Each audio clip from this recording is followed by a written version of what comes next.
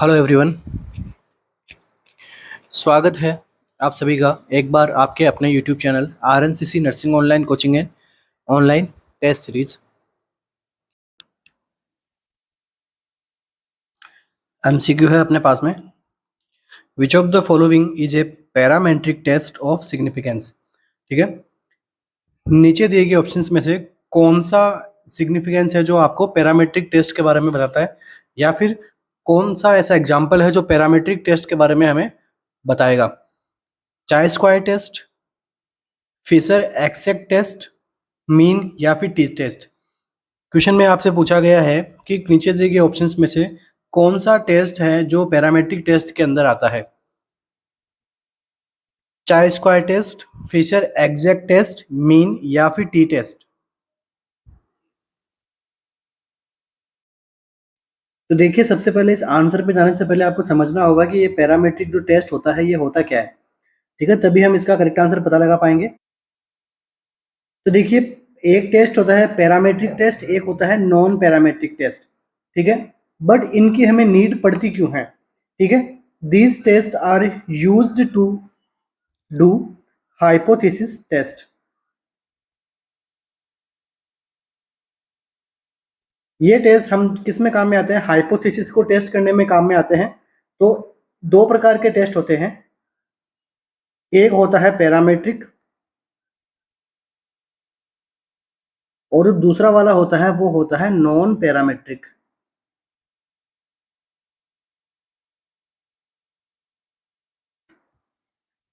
अब देखिए, हमें इन दोनों में एक कॉमन चीज माननी पड़ती है।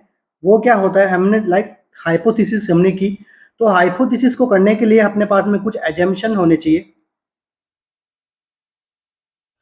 हमने कुछ भी एज्यूम्ड किया कि हमने 100 ग्रुप का पेपर लिया, उसमें से हमने कुछ पर्सन्स को हमने एज्यूम किया कि हाँ, इनको ये प्रॉब्लम हो सकती है, ये वाली ये प्रॉब्लम शो करते हैं। ठीक है, तो उसके अकॉर्डिंग हम यहाँ पे क्या करते हैं, एज्यूम्ड करते हैं, और एक साइड में क्या करते हैं, बिना एजम्पशन के अपन टेस्ट परफॉर्म करते हैं।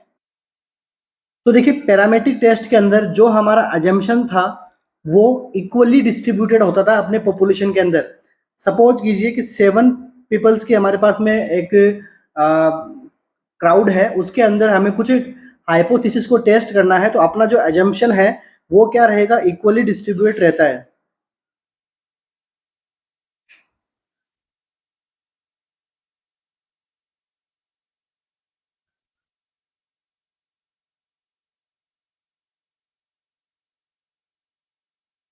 तो जब कभी आपसे एग्जाम में एमसीक्यू पूछ ले कि भाई ये तो चलो ठीक है, इसके बारे में आपको एग्जाम्पल पूछा है कि पैरामेट्रिक टेस्ट के एग्जाम्पल क्या है, बट अगर आपको इसकी डेफिनेशन पूछे तो आपको बताना है कि हाइपोथेसिस टेस्ट करने के लिए हम दो प्रकार के टेस्ट करते हैं, पैरामेट्रिक टेस्ट और नॉन पैरामेट्रिक टेस्ट। तो उन दोनों ही टेस्ट के अंदर हम क्या करते हैं, एजम्पशंस करते हैं, बट अगर एजम्पशंस इक्वली डिस्ट्रीब्यूटेड हो, उस पैरामीटर को हम क्या कहते हैं, उस टेस्ट को हम क्या कहते हैं, पैरामेट्रिक टेस्ट।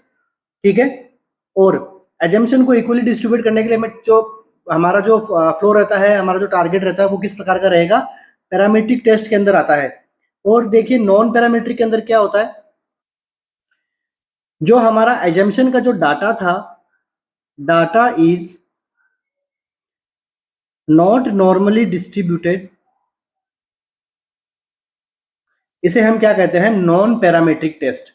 ठीक है, एक तो इक्वली डिस्ट्रीब्यूटेड डाटा से अगर आपको हाइपोथेसिस करनी है तो दोनों में इजी और बेस्ट मेथड कौन सा रहेगा।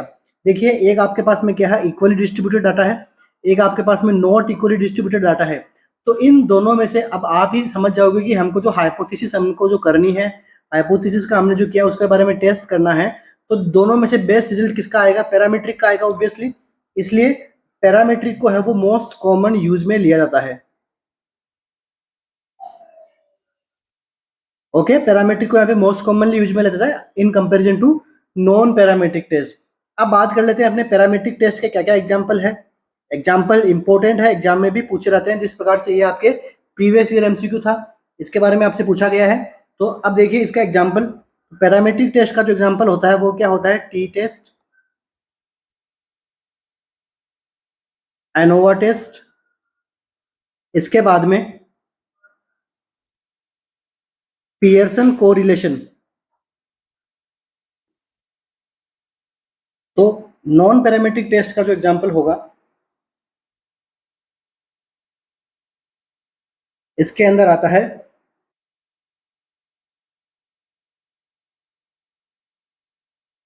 चाय स्क्वायर टेस्ट। सेकंड वन कौन सा आएगा, फिशर टेस्ट। थर्ड वन कौन सा आएगा, मैकनेमार टेस्ट। ये टेस्ट सारे के सारे अपने रिसर्च के अंदर पढ़ाए जाते हैं, ठीक है। जब हम रिसर्च पढ़ेंगे तो इन टेस्ट को हम अच्छे से डिफाइन करेंगे, ठीक है। अब देखिए अपने क्वेश्चन के आंसर पे जाते हैं कि क्या पूछा गया आपसे कि which of the following is a parametric test of significance, ठीक है। तो अपना क्या आंसर रहेगा, पैरामेट्रिक टेस्ट के बारे में मैंने आपको पढ़ा। इसमें क्या होता है, अजम्पशंस का इक्वली डिस्ट्रीब्यूशन होता है। अजम्पशन किसके काम में आते हैं, हाइपोथेसिस को टेस्ट करने के लिए, ठीक है। तो मोस्ट कॉमन कौन सा किया जाता है, तो मोस्ट कॉमन करते हैं अपन कौन सा, पैरामेट्रिक टेस्ट। और पैरामेट्रिक टेस्ट का भी यहाँ पे आंसर क्या रहेगा, टी टेस्ट, क्योंकि टी टेस्ट एक प्रकार का क्या है, पैरामेट्रिक टेस्ट है। तो आई थिंक आपके अच्छे से समझ में आ गया होगा पैरामेट्रिक और नॉन पैरामेट्रिक टेस्ट। अगर अच्छे से समझ में आ गया है तो लाइक कर दो यहीं पे। नेक्स्ट एमसीक्यू,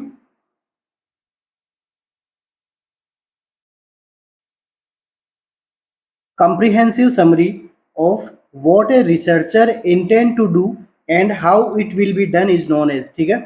एक comprehensive summary है, तो उसके अंदर क्या होता है कि what a researcher intend to do, वो क्या करना चाहता है, and how it will be done, और जो किस प्रकार से होगा, इसे हम क्या कहते हैं, comprehensive summary of what a researcher intend to do, वो करना क्या चाहता है और किस प्रकार से वो होगा, इसको हम क्या कहेंगे, ब्लूप्रिंट, कंसेप्चुअल फ्रेमवर्क, स्टेटमेंट, या फिर रिसर्च प्रपोजल। आज कुछ रिसर्च के अपने एमसीक्यूज रहने वाले हैं, क्योंकि केजीएमयू के अंदर रिसर्च आएगी। एम्स में भी रिसर्च पूछा जाता है, तो जो बच्चे एम्स के लिए देख रहे हैं उनके लिए भी ये इंपॉर्टेंट है, क्योंकि रिसर्च थोड़ा अनटचेबल सब्जेक्ट रहता है। जब कभी आप कोचिंग वगैरह करते हो तो रिसर्च वहाँ पे इतना पढ़ाया नहीं जाता है, क्योंकि बहुत ही कम पोर्शन रहता है एग्जाम में इसका, 4 से 5 एमसीक्यूज लास्ट आते हैं इसके। क्या पूछा गया है, comprehensive summary of what a researcher intend to do and how it will be done is known as, इसे हम क्या कहेंगे, रिसर्च प्रपोजल, ठीक है। इसका क्या नाम है, रिसर्च प्रपोजल। तो देखियो रिसर्च प्रपोजल का मतलब क्या होता है, ये एक प्रकार की समरी होती है, ठीक है। समरी मतलब हमें करना क्या है, उससे रिलेटेड छोटा सा अपने पास में एक डॉक्यूमेंटेशन होता है, राइटिंग डॉक्यूमेंट।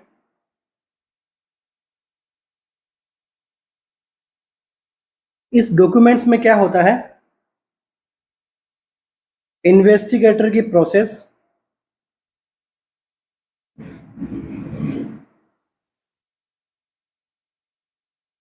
टू स्टडी, कि भाई उसको क्या स्टडी करनी है, उसकी यहाँ पे क्या रहती है, प्रोसेस रहती है, ठीक है। इन्वेस्टिगेटर की प्रोसेस रहती है कि उसकी स्टडी क्या करना है, मतलब क्या हो गया, रिसर्चर्स इंटेंड टू डू, ये होता है। और इसको कब लिखा जाता है, प्रोजेक्ट को शुरू करने से पहले, ठीक है। तो इस प्रकार के समरी को हम क्या कहते हैं, रिसर्च प्रपोजल। ब्लूप्रिंट के बारे में आप सभी ने पढ़ा है कि ब्लूप्रिंट तो क्या है कि रिसर्च होने से पहले हम रिसर्च के बारे में अपन पूरी जानकारी लेते हैं, ठीक है। उसे हम क्या कहते हैं, किसी का भी ब्लूप्रिंट बनाना, लाइक आप अगर आप जैसे मकान बनाते हो, मकान से पहले उसका ब्लूप्रिंट बनाया जाता है। तो अपन को किस प्रकार की रिसर्च करनी है, वो सारा किस में आता है, ब्लूप्रिंट में आता है।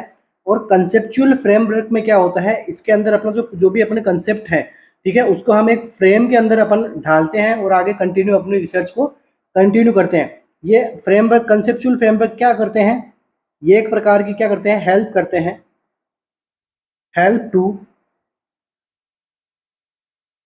Visualise our research project and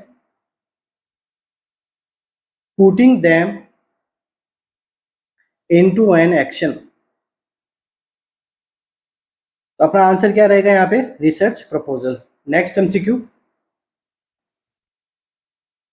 which sampling method is research, okay, which sampling method the research used to select the sample randomly to ensure that each sample gets an equal opportunity to being selected in the study.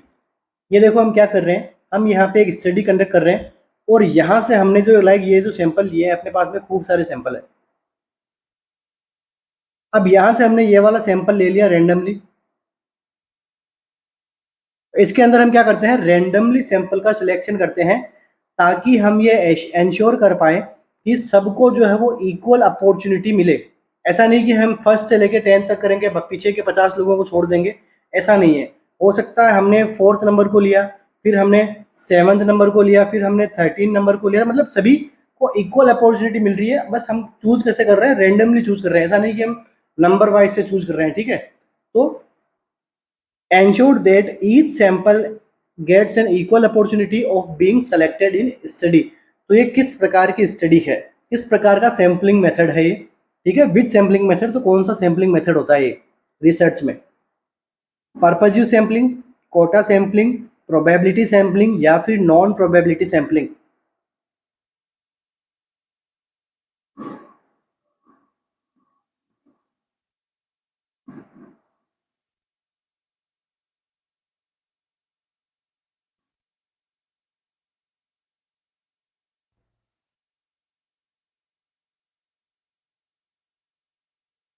तो देखिए यहाँ पे अपना जो answer रहने वाला है वो रहेगा प्रोबेबिलिटी सैम्पलिंग का, ठीक है। ये किसका एग्जांपल था, किसका एग्जांपल किया, फिर किसकी डेफिनेशन पूछी गई थी आपसे, प्रोबेबिलिटी सैम्पलिंग की। तो यहाँ पे रिसर्चर क्या करता है कि रैंडमली सेलेक्ट करता है।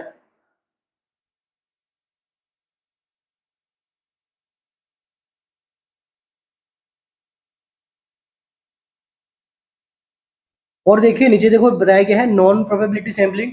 तो नॉन प्रोबेबिलिटी सैम्पलिंग में यहाँ पे रैंडम सिलेक्शन नहीं होता है, ये होता है choice of researcher, choice of researcher. जो रिसर्चर को अच्छा लगा उसको उसने चूज कर लिया, बाकियों को छोड़ दिया, ठीक है। ये होता है नॉन प्रोबेबिलिटी सैम्पलिंग। और देखिए इसमें ऑप्शन नंबर ए में बताया गया है पर्पजिव सैम्पलिंग, सेकंड है कोटा सैम्पलिंग। तो ये दोनों ही किसके एग्जाम्पल है, ये नॉन प्रोबेबिलिटी सैम्पलिंग के एग्जाम्पल है। एग्जाम्पल में देखें अपन मेथड है, ठीक है। फर्स्ट वन हो गया कौन सा, पर्पजिव एंड कोटा। तो ये दोनों किसके एग्जाम्पल है, नॉन प्रोबेबिलिटी सैम्पलिंग मेथड के। प्रोबेबिलिटी आपको पता लग गया, नॉन प्रोबेबिलिटी पता लग गया, और ये सैम्पलिंग किसके एग्जाम्पल है ये भी आपको पता लग गया। Next MCQ, which of the following best describe a type 1 error। तो नीचे दिए गए ऑप्शंस में से कौन है जो बेस्ट डिस्क्राइब कर रहा है टाइप 1 एरर को। देखो दो टाइप के एरर पढ़ते हो आप रिसर्च में, type 1 error and type 2 error. तो यहाँ पे जो है वो कौन सा एग्जाम्पल के अंदर टाइप 1 एरर के बारे में बताया गया है, देखिए we reject H O if it is true, ठीक है। हमने लाइक कोई एक यहाँ पे हाइपोथेसिस को हमने क्या कर दिया, रिजेक्ट कर दिया। ये क्या था, ट्रू था, भले ही ये ट्रू हो हमने इसको रिजेक्ट कर दिया। या फिर we reject hypothesis if it is false, ये गलत थी इसलिए हमने इसको रिजेक्ट कर दिया। We accept hypothesis if it is true, या फिर वी एक्सेप्ट एच ओ, या फिर इट इज फॉल्स, ठीक है। तो कौन सा टाइप का एरर है एग्जाम्पल में, कौन सा एग्जाम्पल ऐसा है जो टाइप 1 एरर को यहाँ पे अपने को शो करता है।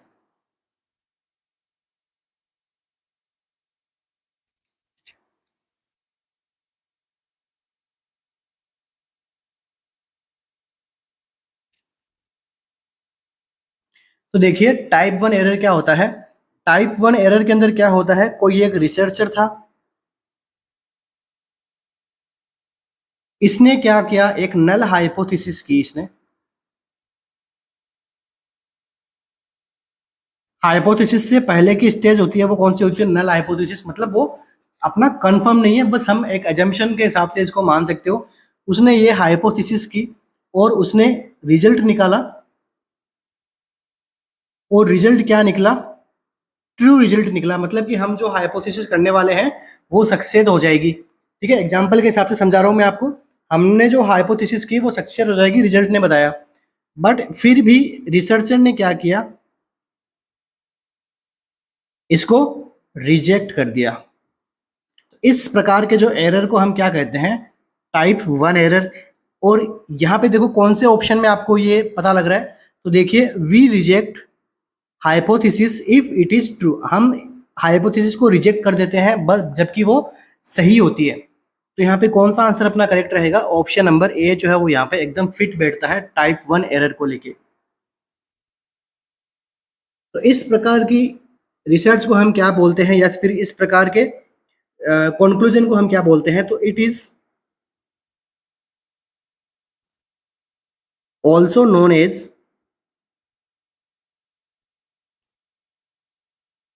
False positive conclusion. तो यहाँ से भी एमसीक्यू बन सकता है आपके कि फॉल्स पॉजिटिव कंक्लूजन किस प्रकार के एरर में देखने को मिलता है? तो ये हमें मिलेगा टाइप 1 एरर में। तो समझ में आ गया होगा आपको। तो which of the following is best describe a type 1 error is known as option number A we reject hypothesis if it is true, हम ट्रू होती है हाइपोथेसिस उसको भी रिजेक्ट कर देते हैं, तो ये एरर होता है अपना टाइप 1 एरर। नेक्स्ट एमसीक्यू अपना,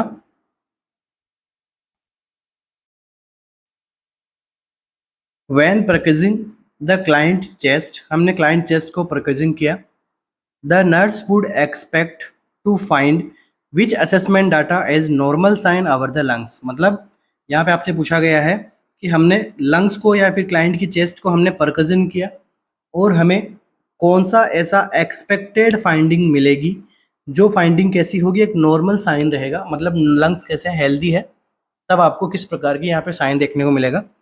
डलनेस, रिजोनेंस, हाइपर रिजोनेंस या फिर टेम्पेनिंग। ये चारों प्रकार के आपको जो ऑप्शंस में दिए गए हैं लंग साउंड है, ठीक है, या फिर बॉडी के साउंड्स आप कर सकते हो इनको। तो लंग्स में किस प्रकार का साउंड आएगा अगर जब लंग्स एकदम नॉर्मल कंडीशन में है तब?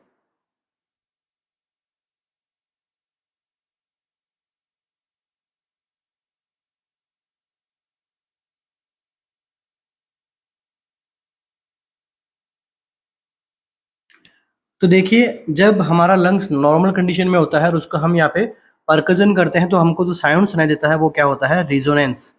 ठीक है, नॉर्मली जो लंग्स के अंदर जो साउंड आता है वो रिजोनेंस साउंड आता है। जब हम ब्रीथ इन करते हैं, ब्रीथ आउट करते हैं, तो हमारे क्या होता है? लंग्स में एयर भरी रहती है।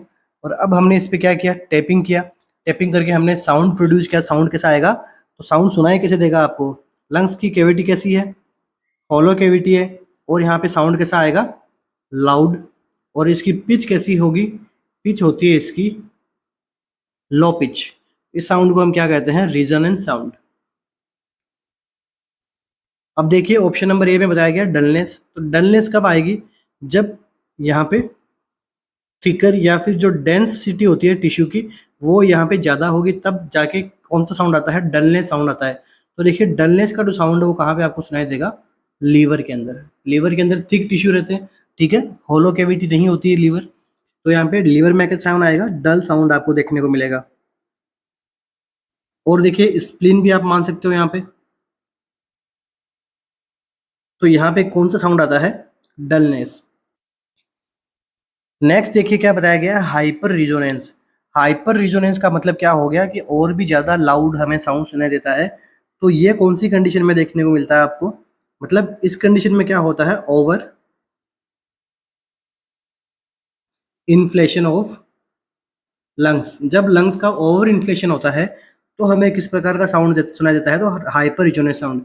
तो एक कौन सी कंडीशन में आता है? एम्फाइसीमा में, न्यूमोथोरेक्स में, या फिर some kind of COPD conditions के अंदर भी। नेक्स्ट देखिए फाइनली लास्ट वन क्या है? टिम्पेनी साउंड। अब देखिए टिम्पेनी जो साउंड होता है वो किस प्रकार का साउंड होता है? हाई प्लस ड्रम लाइक, जो आपको कहाँ सुनाई देता है? स्टमक कैविटी में। स्टमक या फिर आप कह सकते हो इंटेस्टाइन। तो मतलब ड्रम लाइक साउंड सुनाई दे आपको, बबलिंग से साउंड सुनाई दे, तो वो कौन सा साउंड होता है? Tympany sound. नेक्स्ट एमसीक्यू हमारा,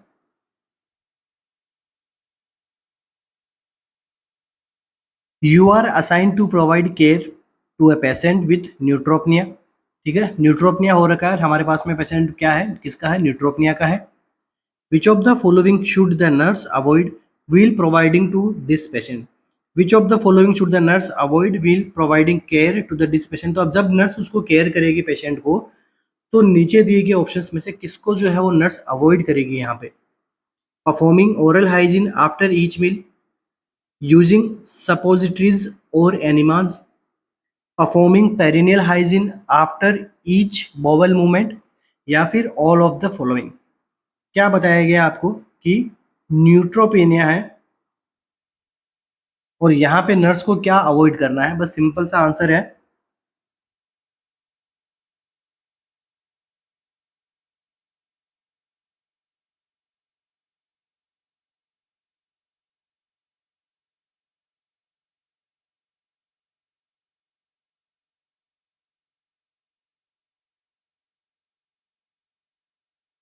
तो देखिए अपना आंसर क्या रहेगा। क्लाइंट को देखिए न्यूट्रोपिनिया क्या होती है, एक प्रकार की अपन कह सकते हैं क्या, डब्ल्यूबीसी का हाईएस्ट नंबर ऑफ डब्ल्यूबीसी कौन सी होती है? न्यूट्रोपिनिया।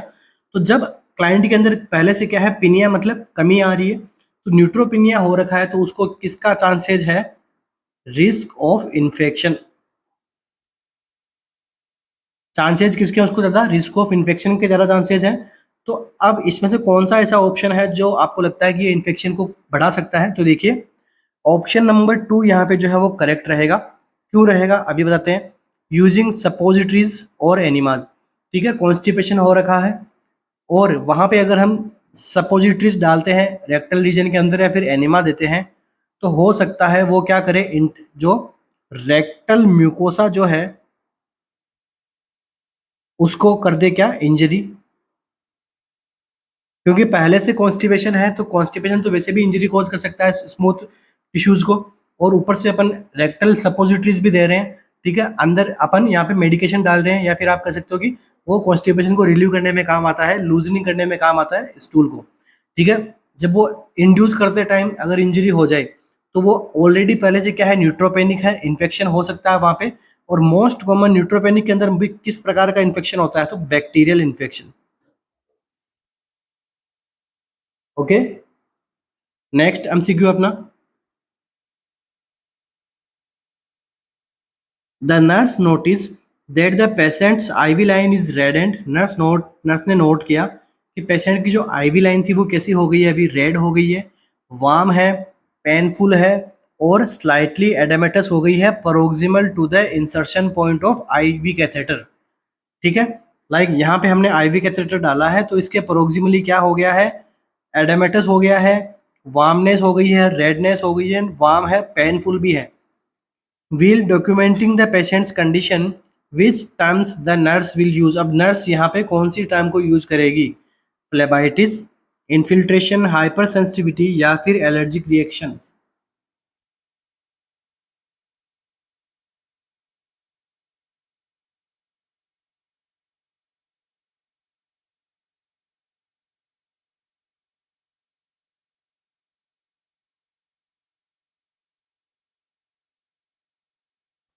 तो देखिए यहाँ पे आपको आंसर जो है वो किसके बेसिस पे देना है?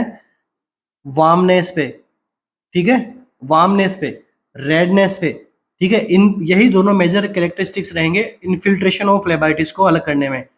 तो यहाँ पे क्या है, वार्म है मतलब इन्फेक्शन हो गया वहाँ पे, ठीक है, और रेड है, ठीक है। तो यहाँ पे देखो आइटिस का मतलब क्या होता है, इन्फेक्शन होना, तो अपना फ्लेबाइटिस मतलब वेन्स के अंदर इन्फेक्शन हो गया वहाँ की वेन में, तो क्या कहलाता है ये, फ्लेबाइटिस। मतलब क्या हो जाता है, इन्फ्लामेशन ऑफ वेन्स। इन्फिल्ट्रेशन में क्या होता है, सेम कंडीशन होती है, मगर इन्फिल्ट्रेशन में आपको क्या देखने को मिलती है, स्वेलिंग देखने को मिलती है,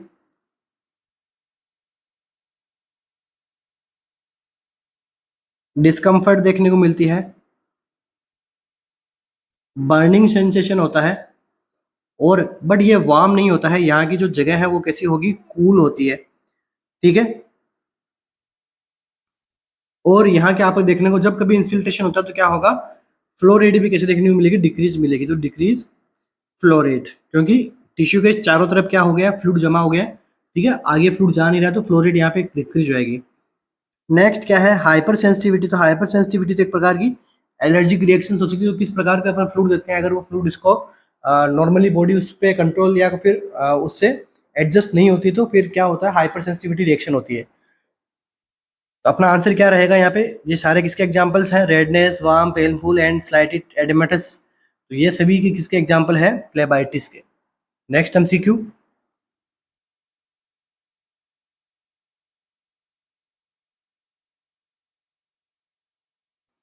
you have received a patient who is operated under spinal anaesthesia. हमने एक पेशेंट को रिसीव किया है जिसको ऑपरेशन किया गया किसके अंदर? स्पाइनल एनेस्थेसिया के अंदर। मैंने आपको पढ़ाया था स्पाइनल एनेस्थेसिया देते हैं, लोकल एनेस्थेसिया देते हैं, जनरल एनेस्थेसिया देते हैं, नर्व ब्लॉक करते हैं। मैंने सब प्रकार के आपको एनेस्थेसिया पढ़ाए हुए हैं केजीएमयू के टेस्ट सीरीज के अंदर।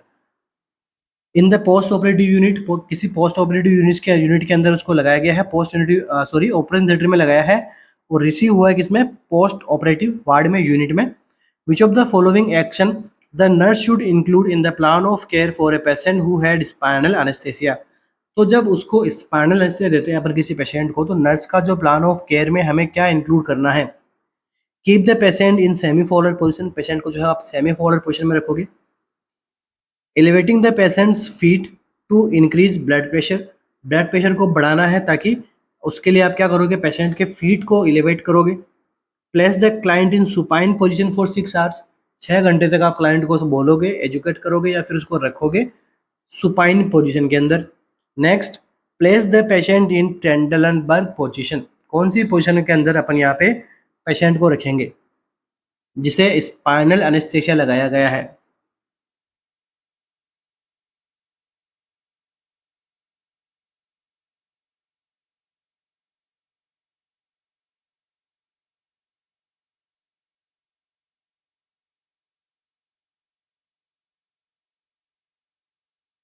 तो क्या रहेगा अपना यहाँ पे आंसर? तो देखिए, जब कभी हम स्पाइनल एनेस्थेसिया देते हैं किसी पेशेंट को, तो उस कंडीशन में होता क्या है? उस कंडीशन में होता है, अगर हमने कर दिया उसका क्या, हेड को एलिवेट कर दिया हमने, तो उस कंडीशन में क्या होगा? पोस्ट ड्यूरल पंचर हेडेक, इसको हम शॉर्ट में लिखते हैं PDPH। ये कंडीशन से हमें प्रिवेंट करना है क्लाइंट को। क्यों करना है?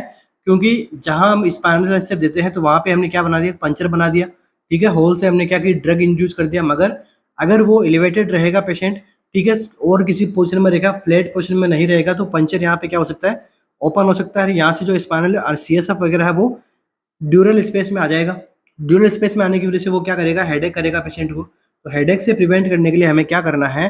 क्लाइंट को हमें समझाना है, उसे बोलना है कि सर आपको जो है आने वाले 6 घंटे के अंदर आपको जो सुपाइन पोजीशन ही रखनी है और कोई पोजीशन आपको नहीं लेनी है। क्यों नहीं लेनी है? क्योंकि आपका हेडेक हो जाएगा, और हेडेक भी ज़्यादा होगा, उसके लिए आपको फिर अलग से ट्रीटमेंट दिया जाएगा। उसको प्रिवेंट करने के लिए आपको जो है वो सीधा लेट के आपको सोना है। बस इतना सा उसको बोलोगे तो वो चुपचाप आराम से शांति से सो जाएगा। तो आपको पता होना चाहिए PDPH क्या होता है और ये किसकी कॉम्प्लिकेशन है। ठीक है, नेक्स्ट MCQ,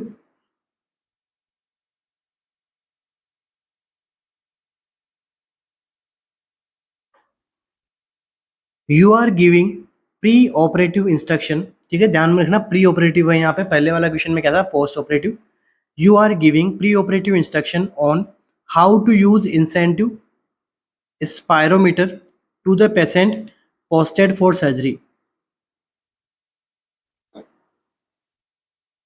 हम क्या कर रहे हैं? प्री ऑपरेटिव इंस्ट्रक्शन दे रहे हैं एक पेशेंट को, किसके यूज के लेके? इंसेंटिव स्पायरोमीटर को लेके। Select which of the following point suggest that the nurse require further understanding of incentive spirometry.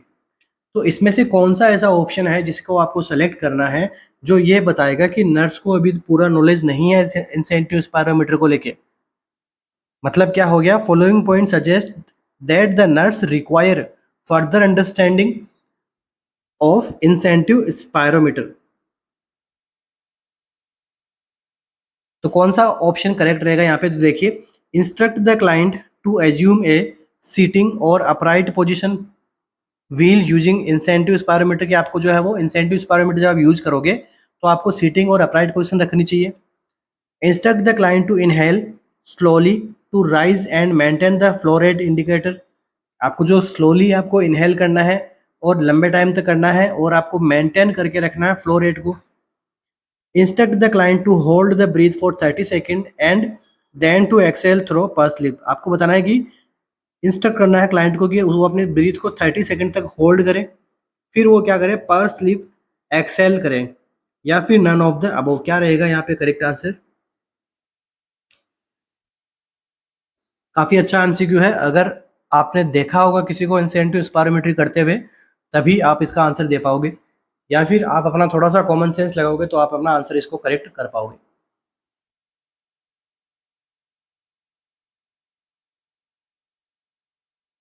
क्या होगा अपने यहाँ पे आंसर?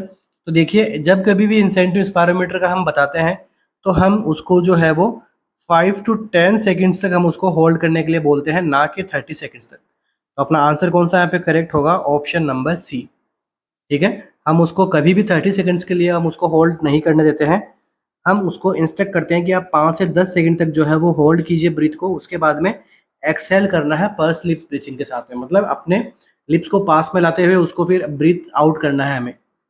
ठीक है, एक्सहेल करना है। बाकी के जो अपने ऑप्शंस हैं वो करेक्ट है, बस केवल ऑप्शन नंबर सी अपना क्या है कि करेक्ट नहीं है। इसी को ही आगे फर्दर अंडरस्टैंडिंग के लिए उसको बताना है, उसको एजुकेट करना है। Next MCQ. A 40-year-old male patient brought to the emergency department। Emergency department में लाया गया है। क्या पेशेंट है? 40-year-old पेशेंट है। Doctor confirm that the patient is experiencing the sickle cell crisis. Doctor ने कंफर्म किया है कि पेशेंट को एक्सपीरियंस हो रहा है किसको लेके? सिकल सेल क्राइसिस के लिए। The assign nurse will place the client in which of the following position. अब देखो, सिकल सेल क्राइसिस के अंदर क्या पोजीशन यहाँ पे बेस्ट रहती है? Knee chest position, semi Fowler position, Trendelenburg position, या फिर सुपाइन पोजीशन।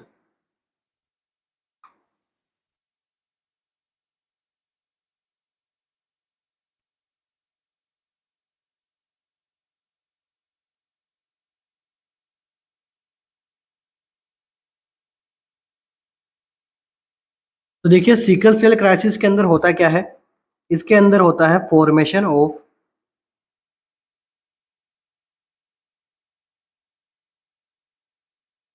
अब नॉर्मल हीमोग्लोबिन।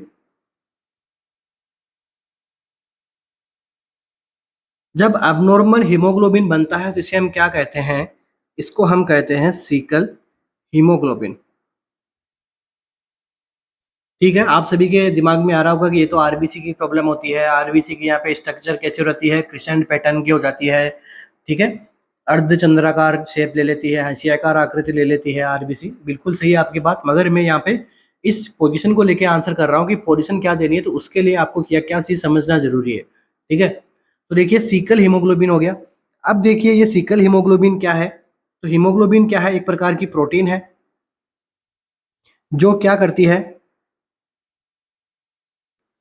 आरबीसी पर आपको देखने को मिलती है। आरबीसी पे क्या मिलती है? फाउंड मिलती है, आरबीसी पे मिलती है। और इसका काम क्या है? To bind with oxygen. ये तो होगी नॉर्मल कंडीशन की बात कि भाई हीमोग्लोबिन करता क्या है। बट अपने पास में हीमोग्लोबिन अभी कौन से प्रकार का है? Sickle haemoglobin.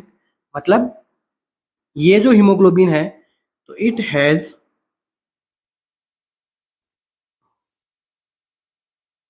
Low binding capacity with oxygen. अब ये जो हीमोग्लोबिन बन रहा है हमारे पास में, तो इस हीमोग्लोबिन की भी क्या है? सिकल हीमोग्लोबिन की भी क्या है? लो बाइंडिंग कैपेसिटी है ऑक्सीजन के साथ में। तो अपनी बॉडी में क्या है? ऑक्सीजन कैरिंग कैपेसिटी यहाँ पे डिक्रीज हो रही है। और पेशेंट को क्या देखने को मिल रहा है? हाइपोक्सिया। ठीक है, पेशेंट को क्या हो गया? हाइपोक्सिया हो गया, due to reduce oxygen carrying capacity of haemoglobin as. अब हाइपोक्सिया जो है आगे फर्दर कॉम्प्लिकेशंस को लीड कर सकती है यहाँ पे। तो देखो, अपन को मेनली पोजीशन किस लिए देनी है? हाइपोक्सिया के लिए देनी है, ताकि हाइपोक्सिया से प्रिवेंट किया जाए। ठीक है, बाकी तो देखो इसके अंदर क्या होता है, यहाँ पे पेशेंट को इस कंडीशन में पेन भी होता है। क्राइसिस की कंडीशन है, मतलब काफी सीवियर डेंजरस कंडीशन होती है। इमरजेंसी कंडीशन है, तभी इमरजेंसी में आया है। तो यहाँ पे हाइपोक्सिया हो रहा है, इसको क्यों हो रहा है, क्या हो रहा है, किस प्रकार से हो रहा है, मैंने आपको बता दिया है। हीमोग्लोबिन एस जो होता है, HbS, ये यहाँ पे क्या रहता है? अल्टर रहता है इसके अंदर, जिसकी वजह से आरबीसी की आरबीसी भी यहाँ पे क्या होती है? अल्टर्ड होती है। ठीक है, शेप आरबीसी की। तो इसके अंदर देखो, हाइपोक्सिया को ट्रीट करने के लिए बेस्ट पोजीशन कौन सी यहाँ पे? ये है पोजीशन हमारी कौन सी? Semi follower position. इसलिए हम यहाँ पे क्या देंगे, सेमी फोल्डर पोजीशन देंगे, ताकि आपके जो लंग्स है वो प्रॉपर तरीके से एक्सपांड हो सके, तो अच्छे से ज़्यादा ऑक्सीजन जाएगी तो हो सकता है। और साथ में उसको हम क्या देंगे, फ्लूइड थेरेपी देंगे, ताकि जहाँ पे भी क्राइसिस सिकलिंग होती है, ठीक है, जहाँ पे भी ये पतली पतली जो डेक्टिलाइटिस की कंडीशन आपने सुना होगा, डेक्टिलाइटिस, तो डेक्टिलाइटिस की वजह से क्या होता है, पेन होता है, क्योंकि उसके अंदर क्या होता है कि जो स्मॉल ब्लड वेसल्स होती है वहाँ में आरबीसी जाके अटक जाती है, फिर वो वहाँ पे पेन करती है पेरीफेरल रीजन में। आप फ्लूइड दोगे तो क्या होगा, आरबीसी अटकेगी नहीं, आराम से घूमेगी, ठीक है, ट्रेवल करेगी ब्लड के अंदर, और ऑक्सीजन कैरिंग कैपेसिटी भी अच्छी हो जाएगी। मगर यहाँ पे आपसे पूछा है कि प्रायोरिटी क्या रखेगी, क्या पोजीशन असेस करेगी, ठीक है। फॉलोइंग यहाँ पे आपको पोजीशन से पूछा है, तो पोजीशन में अपना क्या रहेगा answer, semi Fowler position. Next MCQ, which among the following nursing theory describe the nurse patient relationship concept. तो कौन सी ऐसी नर्सिंग थ्योरी है जो डिस्क्राइब कर रही है क्या, नर्स पेशेंट रिलेशनशिप कॉन्सेप्ट को लेके। मैं आपको थ्योरीज भी पढ़ा रहा हूँ हर क्लास के अंदर, क्योंकि नर्सिंग थ्योरीज इंपॉर्टेंट है फंडामेंटल के अकॉर्डिंग, ठीक है। जो आपका फंडामेंटल ऑफ नर्सिंग सब्जेक्ट है उसके अंदर नर्सिंग थ्योरीज है। लास्ट 3 क्लास के अंदर मैंने आपको मोर देन 7 to 8 या फिर मोर देन 10 मैंने आपको थ्योरीज पढ़ाई है। तो आज कुछ थ्योरीज बची हुई थी, तो मैं उसको एमसीक्यूज के पैटर्न में आपके सामने लाया हूँ। तो ऐसी कौन सी नर्सिंग थ्योरी है जो डिस्क्राइब कर रही है नर्स के और पेशेंट के रिलेशनशिप के कॉन्सेप्ट को, किसने दी थी, ठीक है। लियंगर, डोरथिया ओरम, हिलगर्ड पेपेलोव या फिर बेटी न्यूमैन। अब अगर आपने लास्ट की क्लासेस मेरी ली है तो उनके अंदर मैंने इस ऑप्शन में से 3 के तो मैंने आपको वहाँ पे थ्योरीज बता रखी है कि भाई इन्होंने इन्होंने ये काम किया एक को छोड़ के, और उसी का अपना वही अपना आंसर है यहाँ पे कि नर्स पेशेंट रिलेशनशिप कॉन्सेप्ट को किसने बताया था।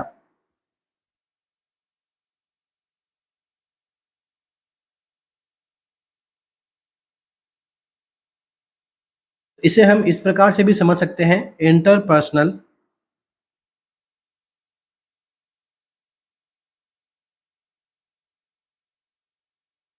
Relationship theory. तो आईपीआर की थ्योरी किसने दी थी, ये भी आप यहाँ से भी समझ सकते हो। तो अपना आंसर क्या जाएगा यहाँ पे, हिलगर्ड पेपेलोव, ठीक है, हिलगर्ड पेपेलोव है यहाँ पे, ठीक है। इन्होंने क्या दिया था, नर्स पेशेंट रिलेशनशिप के कॉन्सेप्ट के ऊपर इन्होंने काम किया था, और ये अमेरिकन नर्स थे, अमेरिकन नर्स थे ये हिलगर्ड पेपेलोव जो है। नेक्स्ट एमसीक्यू अपना, विच of the following symptom appears first in alcohol withdrawal. जब कभी भी एल्कोहल को विड्रॉल किया जाता है तो कौन सा सिम्टम जो है फर्स्ट अपीयर होता है, delirium, sleep disturbance, visual hallucination या फिर tremors.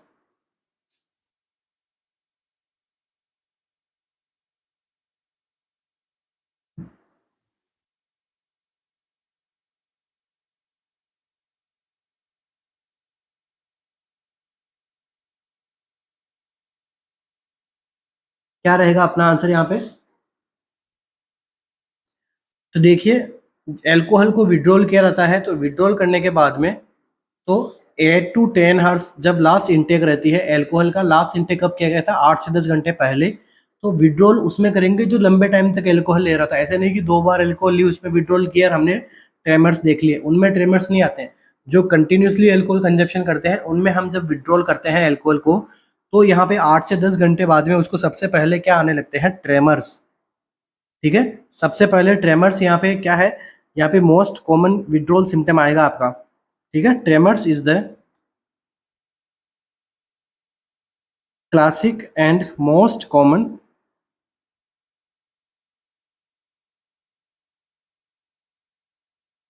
Withdrawal symptom.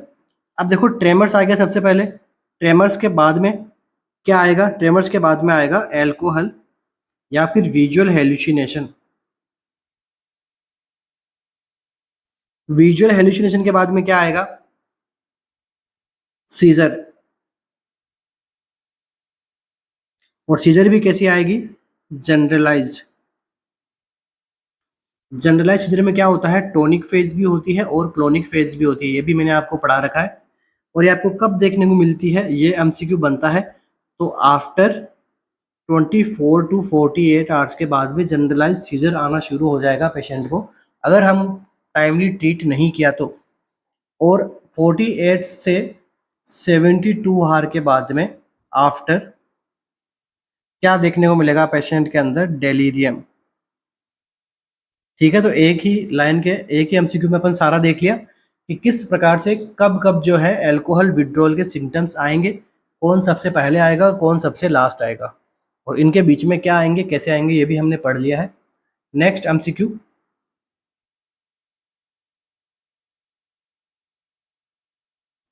A patient says she love her child and want to hug him. एक पेशेंट बताती है कि वो अपने बच्चे से प्यार करती है और उससे गले लगना चाहती है, but also hate him and want to hurt him. But वो साथ में ये भी चाहती है कि मैं उसको हेट करूं और साथ में उसकी कुटाई कर दूं, ठीक है, हर्ट पहुंचाऊं उसको, हर्ट करूं उसको, ठीक है। She is unable to decide what to express. अब वो है कि उसको डिसाइड नहीं हो रहा है कि मैं क्या करूं, ठीक है।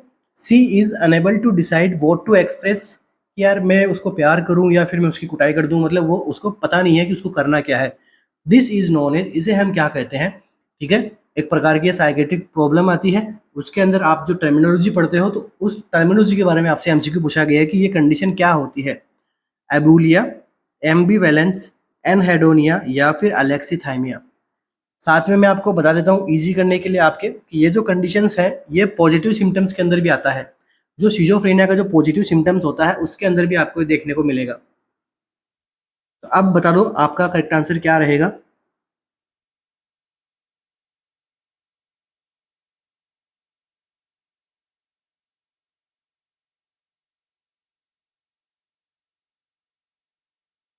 तो देखिए सबसे पहले अपन आंसर की बात करते हैं, तो आंसर क्या होगा यहाँ पे, एम्बीवेलेंस। एम्बीवेलेंस में क्या होती है, दो यहाँ पे प्रतिरोधात्मक, ठीक है, काफी अच्छी भारी हिंदी यूज कर रहा हूँ, ठीक है, प्रतिरोधात्मक या फिर इस प्रकार के थॉट्स आना कि दो कंटिन्यू थॉट्स आते हैं मगर पेशेंट जो है एक थॉट पे काम नहीं कर पाता है, दोनों ही मिक्स में चलता रहता है, तो मिक्स काम करता है, कुटाई भी करता है और प्यार भी करता है, ठीक है, लाइक अपने फादर, ठीक है, जब बचपन में गलतियां की होगी तो अपने को कूटते भी हैं और पीटते हैं और प्यार भी करते हैं ना। बाद में रियलाइज होता है कि वो अच्छा मेरा बच्चा है, ये वो है, तो ठीक है, वो अलग बात है, उनको एम्बिवेलेंस नहीं था, वो हमें सुधारने के लिए ऐसे करते थे, ठीक है, उनको मत बोल देना कि हाँ भाई हमारे पिताजी को तो बचपन में एम्बिवेलेंस हो गया था, ये वो, जब हम बचपन में थे तब, तो वो अलग बात होता है। यहाँ पे पेशेंट, एक पेशेंट बोल रहा है आपको ये, तो वो क्या होगा, एम्बिवेलेंस होता है, जो उसको एक टाइम पे दो थॉट्स आते हैं और दोनों में वो क्या रहता है, कंफ्यूज रहता है, अनेबल टू डिसाइड, डिसाइड नहीं कर पाता कि मुझे करना क्या, तो वो क्या हो गया, एम्बिवेलेंस। और इसी के सिमिलर होता है क्या, एबूलिया। एबूलिया के अंदर क्या होता है, एबूलिया में होता है इनेबिलिटी टू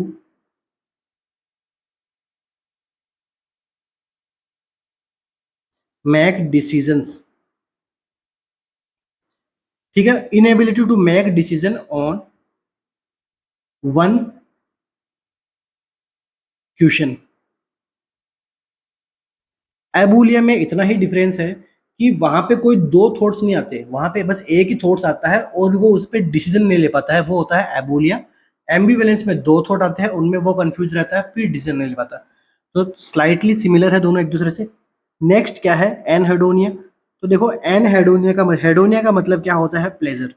उसके आगे एन लग गया तो एन का मतलब हो गया loss of pleasure in previously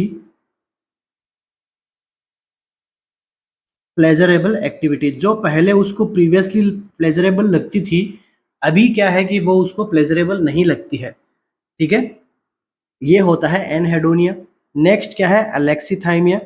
अलेक्सीथाइमिया में क्या हो गया, देखो इनएबिलिटी टू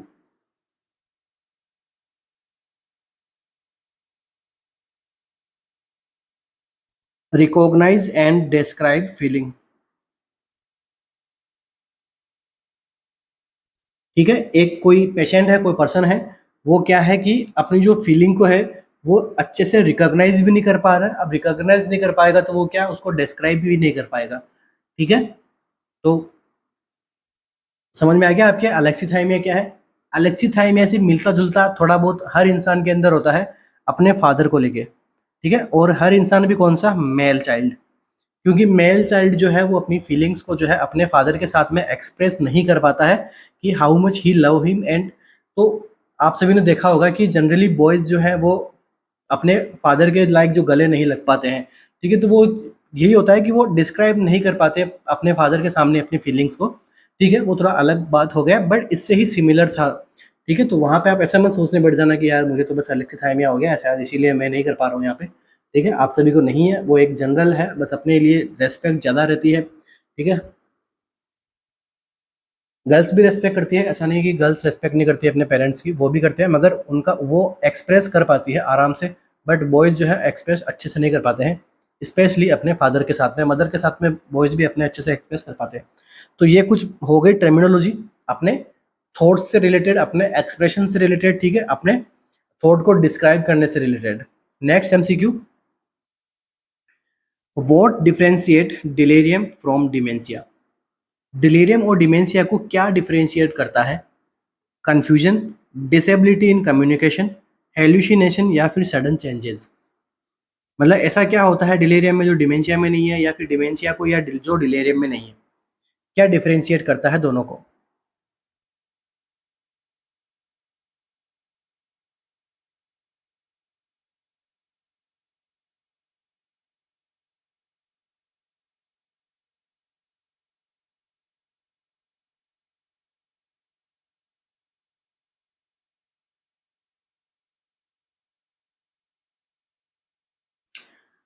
तो देखो, सडनली बिहेवियर में चेंजेस आना, तो ये क्या होता है, यही मेन रीजन है डिलीरियम को डिमेंशिया के अंदर डिफरेंशिएट करने में, ठीक है, कन्फ्यूजन देखने को मिलती है, डिफिकल्टी होती है कम्युनिकेशन में, हेलुसिनेशन दोनों में देखने को मिलता है, मगर सडनली चेंजेस आ जाना बिहेवियर के अंदर, तो ये एक मेजर फैक्टर है डिलीरियम को डिमेंशिया को चेंजेस करने में।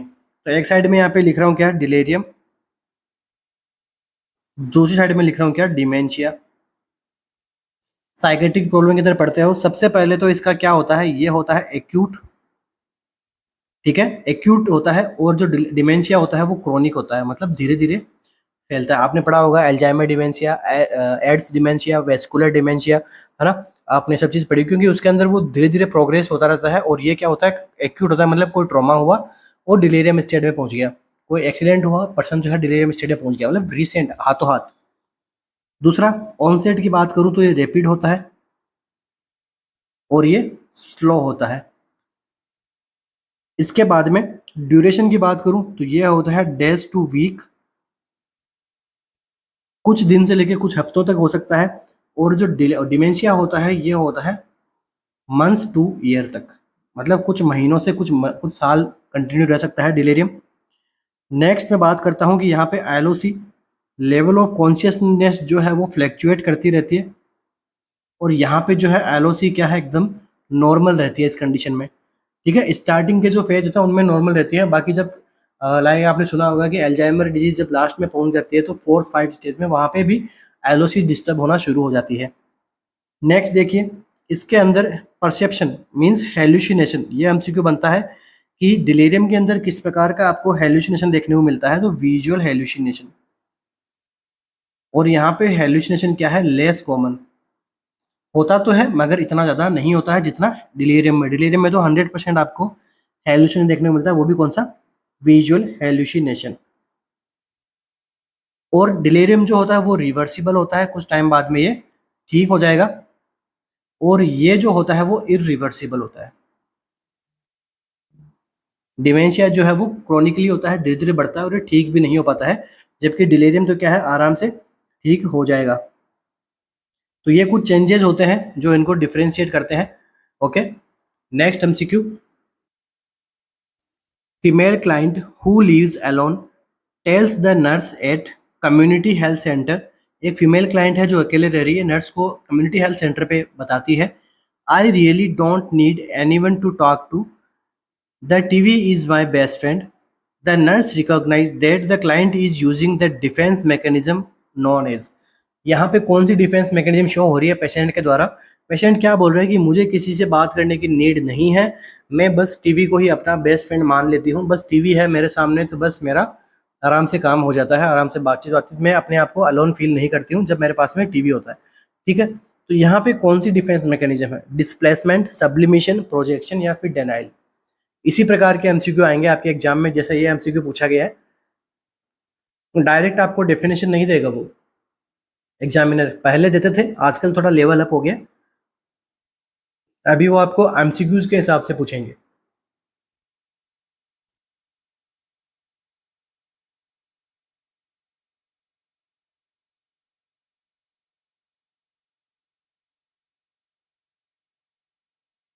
तो देखिए यहाँ पे जो क्या है वो कि स्पेशली वो क्या मना कर रही है, आई रियली डोंट नीड। ठीक है, लाइक अरे यार तुम ये कर लो ना, नहीं नहीं मुझे इसकी करने की जरूरत नहीं है, मतलब मैंने उसको डिनाई कर दिया कि हाँ मुझे इसकी नीड नहीं है, मैं ठीक हूँ भाई मेरे हाल में। ठीक है, तो यहाँ पे क्या कर रहा है क्लाइंट, क्या कर रहा है, डिनाइल की डिफेंस मैकेनिज्म यूज कर रहा है। मतलब वो अलोन है, ठीक है, लिव्स अलो, अकेला रहता है और उस पर पेन तो है इस चीज को लेके, मगर वो उसको डिनाई कर देता है। मतलब क्या हो जाएगा इसमें, avoiding the awareness of some